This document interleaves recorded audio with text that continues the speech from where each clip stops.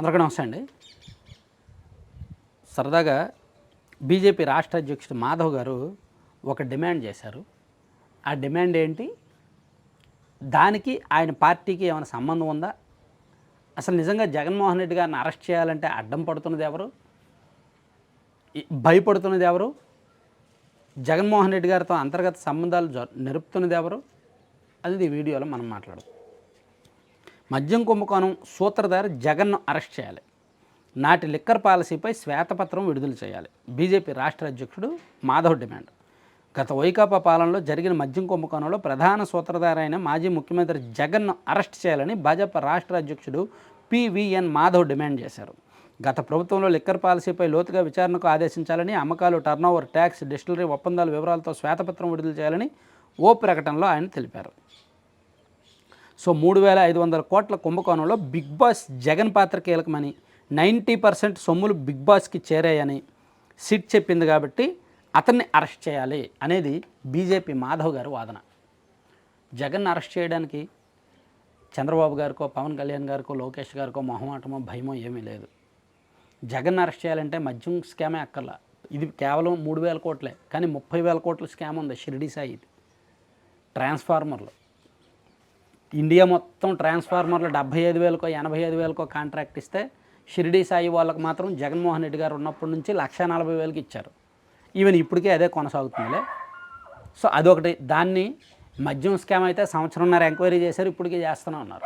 షిరిడి సాయిది అయితే 1 week enquiry చేస్తే చాలు, 1 వీక్ చాలు, జస్ట్ వారం రోజులు చాలు, మొత్తం పసిగట్టేయచ్చు. A to Z, A1, A2, A3 అని మొత్తం చేర్చేయచ్చు. దీనిలో ఇప్పుడు ప్రముఖ పొజిషన్లో ఉన్న వ్యక్తులు కూడా కొంతమంది అరెస్ట్ అవుతారు.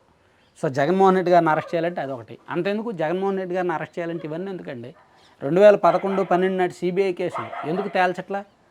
దేశంలో అన్ని కేసులు తేలుతున్నాయి, ఆ కేసులు ఎందుకు తేలట్లా?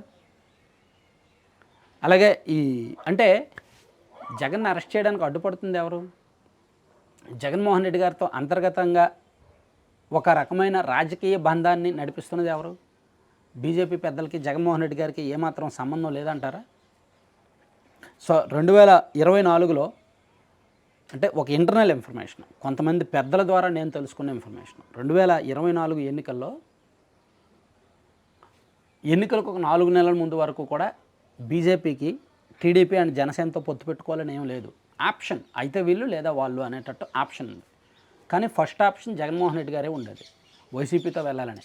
కాకపోతే ఎందుకంటే అంతకుముందు 2019 నుంచి 24 వరకు జగన్మోహన్ రెడ్డి గారు బేషరతుగా బీజేపీకి మద్దతు ఇచ్చారు, చాలా బిల్లుల్లో, చాలా విషయాల్లో, తెలుసా? సో ఆ బంధం నేపథ్యంలో ఇక్కడ జగన్మోహన్ రెడ్డి గారు ఒప్పుకోలే. ఎందుకంటే మైనారిటీ ఓట్లు పోతాయి కాబట్టి, ముస్లిం, క్రిస్టియన్ ఆ ఓట్లు పోతాయి కాబట్టి, అది కీలకమైన ఓట్ బ్యాంక్ కాబట్టి వైసీపీకి అవి పోతాయి కాబట్టి జగన్మోహన్ రెడ్డి గారు ఒప్పుకోలే. సో దాంతో ఇంకా ఇంత పని అవ్వదు, పైగా సర్వేలు కూడా ఈయనకి యాంటీగా ఉన్నాయి. సో ఇంకెందుకులే, పవన్ కళ్యాణ్ గారు కూడా టీడీపీ అంటున్నారు కాబట్టి ఇంకా ఇటు వచ్చారనమాట. అటు లేదా ఇటు అన్నప్పుడు ఫస్ట్ ఆప్షన్ అటే చూశారు. ప్లస్ ఈ పొత్తు కన్ఫర్మ్ అయ్యే ముందు కొన్ని కండిషన్స్.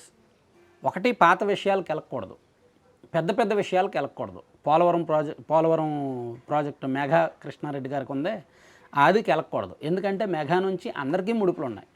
బీజేపీ వాళ్ళకి ఎక్కువ ఉన్నాయి, అండ్ వైసీపీకి ఉన్నాయి, టీడీపీకి కొంత ఉన్నాయి. అండ్ షిరిడి సాయికి వెళ్ళకూడదు. షిరిడి సాయి నుంచి అందరికీ ముడుపులు ఉన్నాయి, టీడీపీకి ఉన్నాయి, వైసీపీకి ఉన్నాయి, అండ్ బీజేపీకి కూడా కొంత ఉన్నాయి. టీడీపీకి అఫీషియల్గానే ఎలక్టోరల్ బాండ్స్లో ఉన్నాయి కదా, దీనికి వెళ్ళకూడదు. అలాగే జగన్మోహన్ రెడ్డి గారి జోలికి వెళ్ళకూడదు. ఎంత పెద్ద కేసు అని మీరు పెట్టుకోండి. అలా కొన్ని పెద్ద పెద్ద కేసుల్లో జగన్మోహన్ రెడ్డి గారి జోలికి వెళ్ళకూడదు అనేది ఒక కీలకమైన అంతర్గత విషయం. సో అందుకు వీళ్ళు ఆగుతున్నారు.